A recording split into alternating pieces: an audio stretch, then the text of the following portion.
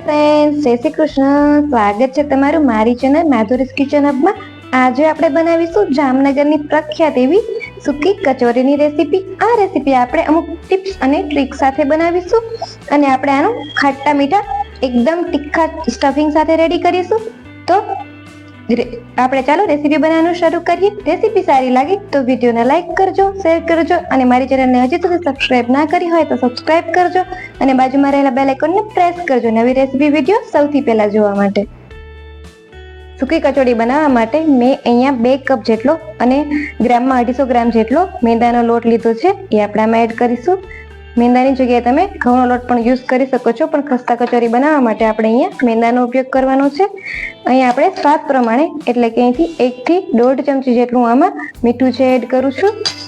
તમે તમારા સ્વાદ પ્રમાણે વધુ કે ઓછું કરી શકો છો. હવે આપણે આમાં મોણ માટે તેલ છે એડ કરીશું. તેલની જગ્યાએ તમે ઘી પણ યુઝ કરી શકો છો. હવે આપણે આને સારી રીતે મિક્સ કરી લેશું. આપણે કચોરીને ખસ્તા બનાવવા માટે આપણે આમાં મુઠ્ઠી પડતું મોણ છે એડ કરવાનું છે. સારી રીતે આપણે આને મિક્સ કરતા જશું અને આપણે હાથની મદદથી આ રીતે તેલને સારી રીતે લોટમાં મિક્સ કરી લેવાનું છે. ખસ્તા કચોરી બનાવવા માટે આ પ્રોસેસ છે એ ખૂબ જ જરૂરી છે.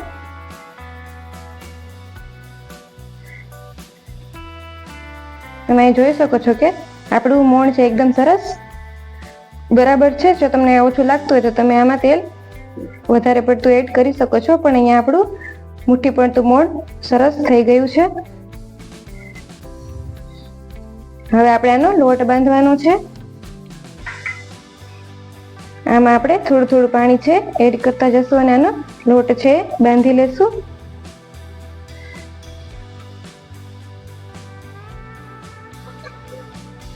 લોટ આપણો અહીંયા સરસ બંધાઈ ગયો છે. હવે આપણે લોટને 10 થી 15 મિનિટ માટે રેસ્ટ થવા દેશું. લોટ આપણો રેસ્ટ થાય ત્યાં સુધીમાં આપણે જે કચોરીનો અંદરનો જે સ્ટફિંગ છે એ રેડી કરી લેશું. સ્ટફિંગનો અંદરનો મસાલો છે એ બનાવવા માટે આપણે અહીંયા જે ડ્રાય મસાલો છે એ રેડી કરી લેશું. અહીંયા મેં એક પેન લીધી છે. એમાં આપણે 2 મોટી ચમચી જેટલા આખા ધાણા છે એડ કરીશું. ત્યારબાદ આપણે આમાં 2 મોટી ચમચી જેટલા તલ છે એડ કરવાના છે. ત્યારબાદ આપણે આમાં 1 ચમચી જેટલું જીરું છે એડ કરીશું. 1 ચમચી જેટલી વરિયાળી છે એડ કરવાની છે. ત્યારબાદ અમે અહીંયા 7 થી 8 તીખા લીધા છે આખા, એ એડ કરીશું. 4 થી 5 લવિંગ અને 1 તજનો ટુકડો લીધો છે આપણે આમાં એડ કરવાનું છે. હવે આ બધા જ મસાલાને આપણે સારી રીતે રોસ્ટ કરી લેશું.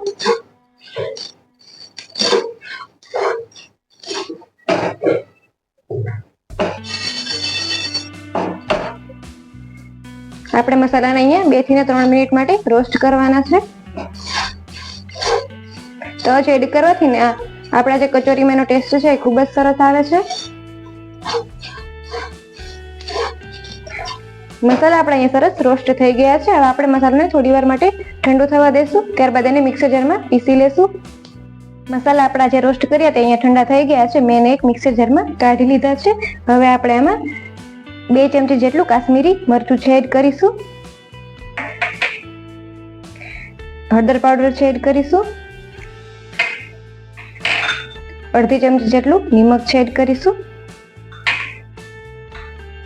મસાલાને ખાટો મીઠો સ્વાદ આપવા માટે અહીંયા મેં 2 ચમચી જેટલી ખાંડ છે એડ કરી છે. ત્યારબાદ આપણે આમાં 1 લીંબુનો રસ છે એડ કરીશું. પછી અહીંયા મેં અડધા કપ જેટલી મગની દાળ લીધી છે એડ કરીશું.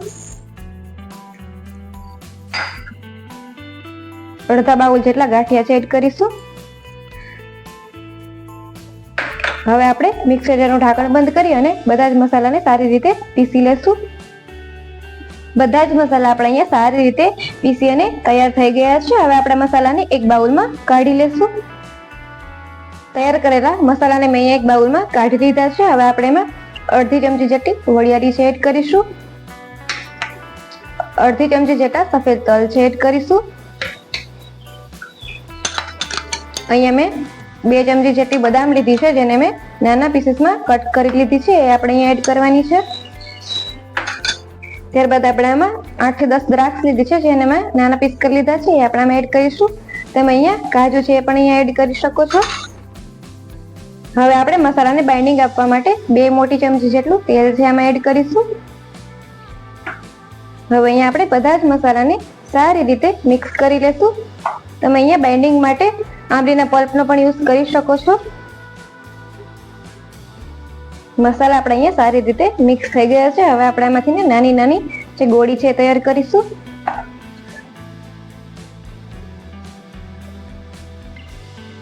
આપણે આમાં આ રીતની નાની નાની ગોળી છે તૈયાર કરી લેવાની છે.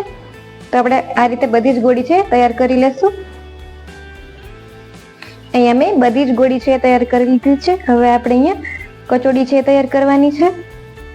લોટ આપણો અહીંયા સરસ સેટ થઈ ગયો છે. હવે આપણે આમાંથી થોડોક લોટ છે હાથમાં લેશું. આપણે હવે આનો પેલા રાઉન્ડ શેપ છે આપી દઈશું. હવે આપણે આને હાથની મદદથી થોડો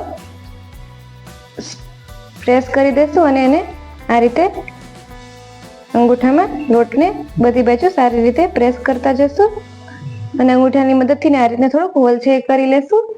હવે આપણે આમાં જે સ્ટફિંગ રેડી કર્યું હતું એ એડ કરી દઈશું અને સ્ટફિંગને લોટની મદદથી સારી રીતે બધી બાજુથી સીલ કરતા જશું. હવે આપણે આનો રાઉન્ડ શેપ છે આપી દેવાનો છે. આ રીતે આપણે બધી જ કચોડી છે તૈયાર કરી લેશું.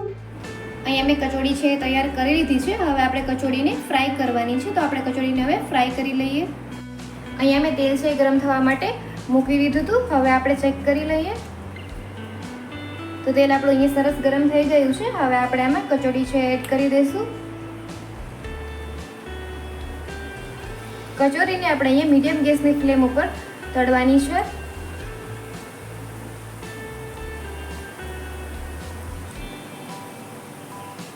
તો અહીંયા મેં કચોરી છે એડ કરી દીધી છે. થોડી વાર પછી આપણે આની સાઈડ ચેન્જ કરતા જઈશું અને કચોરીને મીડિયમ ગેસની ફ્લેમ ઉપર તળી લઈશું. કચોરી છે આપણે અહીંયા સરસ તળાઈ ગઈ છે.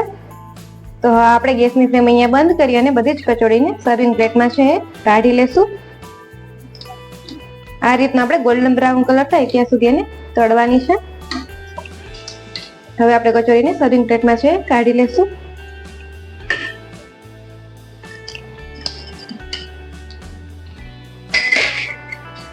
તો અહીંયા મેં બધી જ કચોરીને સર્વિંગ પ્લેટમાં કાઢી લીધી છે.